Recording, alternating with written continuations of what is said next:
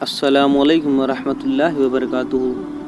اللہ رب العزت فرماتے ہیں کہ میں ایک چھپا ہوا خزانہ تھا، میں نے چاہا کہ میں پہچانا جاؤں تو یہ کائنات کی پیدائش معرفت خداوندی کے لیے ہے۔ اس نے مٹی سے اطلس پوش بادشاہ بنا دیا، یعنی اپنا مظہر خلیفہ بنا دیا۔ حضرت آدم علیہ السلام کو اللہ رب العزت نے مٹی سے، جناتوں کو آگ سے اور فرشتوں کو نور سے پیدا فرمایا۔ حضرت آدم علیہ السلام کے پتلوں کو بنانے کے لیے اللہ رب العزت نے آگ، ہوا، پانی، مٹی کا استعمال کیا۔ حضرت آدم علیہ السلام کو پیدا کرنے کے لیے جب پہلے مٹی میں پانی ڈالا گیا تو یہ تین بن گئی۔ تین کے معنی تر یا بھیگی مٹی، اور جب اسے گوندا گیا تو وہ لیسدار ہونا شروع ہو گئی۔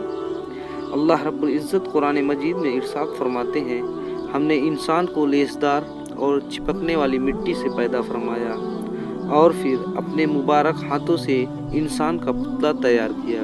اللہ رب العزت نے انسان کی خلقت فرشتوں کے سپرد نہ کی بلکہ اپنے مبارک ہاتھوں سے تخلیق کی۔ اللہ نے انسان کو پہلے پتلے کی صورت میں ڈھالا، پھر ایک مقرر وقت تک چھوڑے رکھا۔ حضرت آدم علیہ السلام کے پتلوں کو اللہ رب العزت نے 40 سال تک بنا کر چھوڑ دیا تھا۔ آدم علیہ السلام کے پتلے کو جمعہ کے دن تیار کیا گیا۔ بخاری شریف اور مسند احمد کی حدیث ہے کہ آدم علیہ السلام کی لمبائی 60 ہاتھ اور چوڑائی 7 ہاتھ تھی، اور جنتی اسی قدم جنت میں داخل ہوں گے۔ حضرت آدم علیہ السلام سب سے لمبے اور سب سے پہلے انسان تھے۔ صحیح مسلم اور مسند احمد کی روایت میں ہے، اللہ رب العزت نے آدم علیہ السلام کو پیدا کیا تو اسے اپنے منشا کے مطابق کچھ عرصہ اسے ڈھانچے کی صورت میں چھوڑے رکھا۔ ابلیس اس کے ارد گرد چکر لگانے لگا۔ اس نے دیکھا کہ وہ پیٹ والا ہے۔ وہ سمجھ گیا کہ یہ مخلوق اپنے آپ پر کنٹرول نہیں کر سکے گی۔ اللہ رب العزت نے آدم علیہ السلام کو مٹی سے بنایا اور پھر اس میں روح پھونکی۔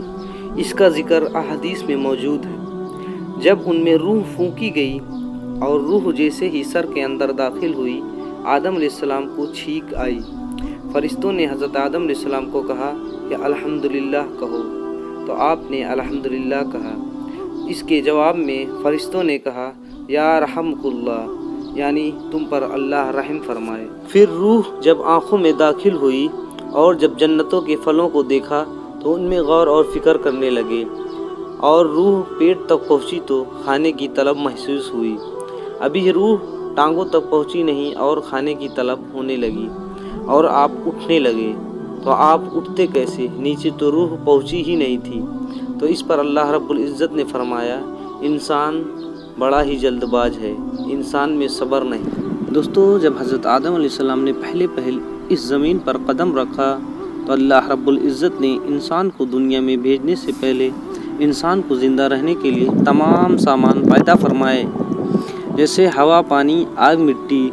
یہ انسان کی بنیادی ضرورت تھی، اس کے بغیر انسان تو زندہ نہیں رہ سکتا۔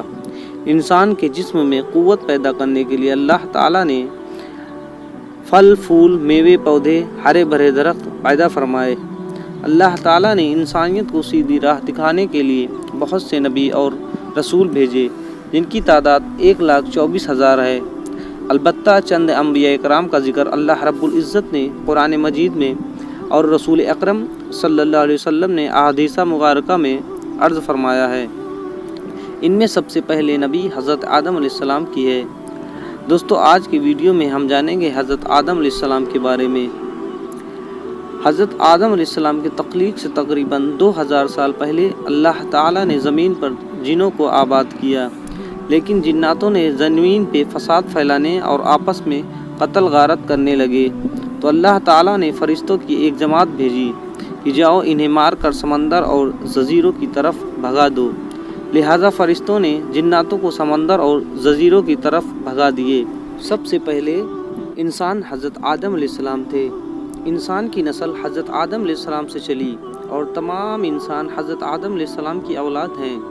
اللہ تعالیٰ نے حضرت آدم علیہ السلام کو پیدا کرنے کے لیے ارادہ ظاہر کیا और फरिश्तों से कहा, मैं ज़मीन पर अपना खलीफा पैदा करने वाला हूँ। अल्लाह रब्बुल इज़्ज़त ने फरिश्तों को कहा कि जाओ ज़मीन के अलग अलग हिस्से से मिट्टी ले आओ। दोस्तों, क्या आप जानते हैं हज़रत इज़राइल अलैहिस्सलाम को अल्लाह रब्बुल इज़्ज़त ने मौत का फरिश्ता क्यों बनाया?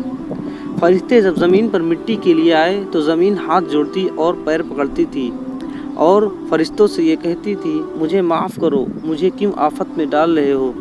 फिर अल्लाह रब्बुल इज़्ज़त ने हज़रत इज़राइल अलैहिस्सलाम को मिट्टी के लिए ज़मीन पर भेजा। हज़रत इज़राइल अलैहिस्सलाम जब ज़मीन से मिट्टी खोदने लगे तो ज़मीन बाकी फरिश्तों के जैसे हज़रत इज़राइल अलैहिस्सलाम से रोने लगी। इस पर हज़रत इज़राइल अलैहिस्सलाम ने अर्ज़ किया कि तुम रोती रहो, मुझे फ़र्क नहीं पड़ता, और मिट्टी खरोद कर आप ले गए। तो अल्लाह रब्बुल इज़्ज़त ने अर्ज़ किया, रूह कब्ज़ करने का काम तुम्हारे हवाले करूँगा। तो इस पर हज़रत इज़राइल अलैहिस्सलाम रोने लगे और अल्लाह रब्बुल इज़्ज़त से अर्ज़ किया, या अल्लाह, सब मुझे बद्दुआ देंगे। इस पर अल्लाह रब्बुल इज़्ज़त ने अर्ज़ किया, मैं ऐसा असबाब डालूँगा जैसे तेज़ बुखार, सख्त तरीन हादसा, पुल का टूटना, आपको कोई नहीं पहचानेगा। बस अक़ीदा होगा कि मलकुल मौत ही आता है और रूह कब्ज़ करता है। दोस्तों, वीडियो कैसी लगी? वीडियो को लाइक ज़रूर करें और यहाँ तक आ गए हैं तो चैनल को ज़रूर सब्सक्राइब कर दें। जज़ाकल्लाहु खैर।